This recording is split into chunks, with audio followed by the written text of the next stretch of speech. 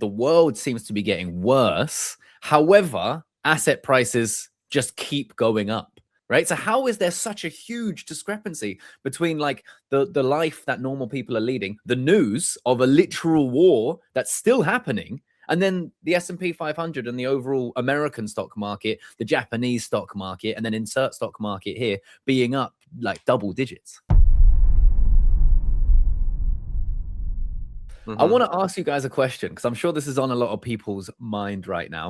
For me, as like when I'm traveling around and I see, I'm in different cities, things are getting more and more expensive, right? People are complaining more and more. I don't know if it's the same for you guys, but over here on the other side of the pond, people are complaining more and more about the government. Things seem to be getting worse, right? From this perspective, for your average person, the market, well, not the market, the world seems to be getting worse. However, asset prices just keep going up.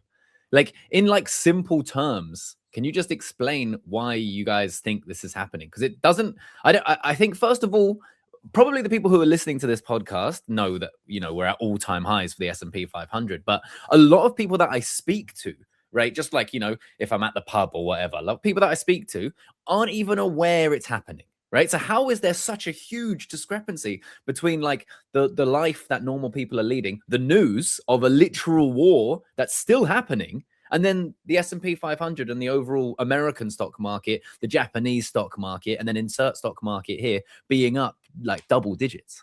Yeah. I mean, so Sam, maybe I'm curious to actually know if you agree or disagree with me, but I think the reason why there's such a disconnect between the fact that asset prices are climbing so much right now, but general cost of living and quality of life is declining is purely the result of inflation. And if you just consider it, right, just consider the impact that inflation typically has, money printing as a whole has on a society, it is this.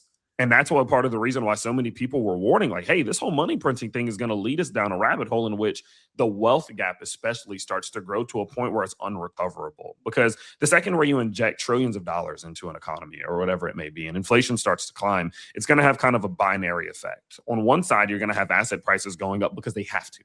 It's almost as if they have no choice. They have to go up because it's the only way that people can match the increased cost of living, basically. But at the same time, when all of the prices of everything is going up in general, people as a society, they're not going to change their behavior. They're not going to change their spending habits.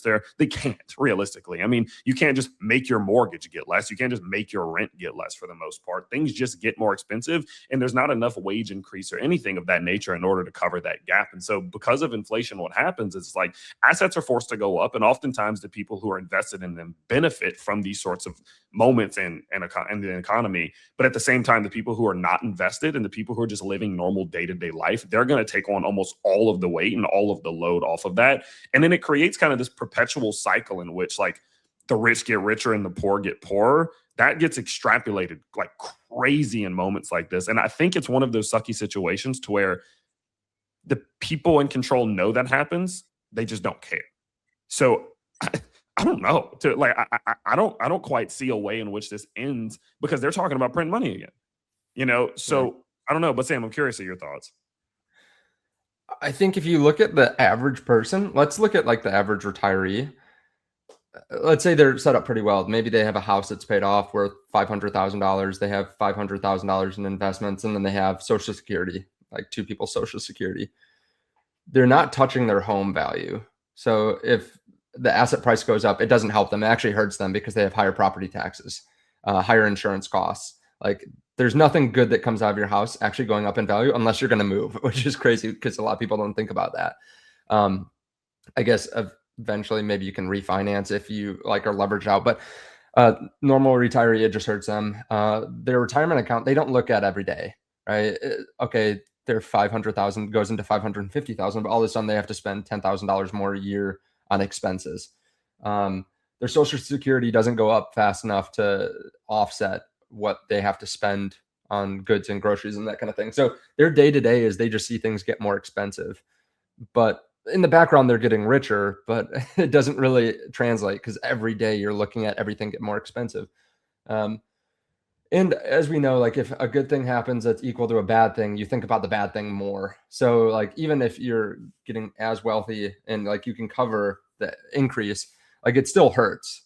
So that's the good side. Like assuming you're not super wealthy, that's like the better side. The worst side is you're someone that's 25 years old and you're just out of college, and it doesn't matter that asset prices are going up because they're going up kind of against you. Like you don't want them to go up as much because you want to buy as much as possible now, but all of a sudden everything's, the S&P 500 is up 100% in 5 years.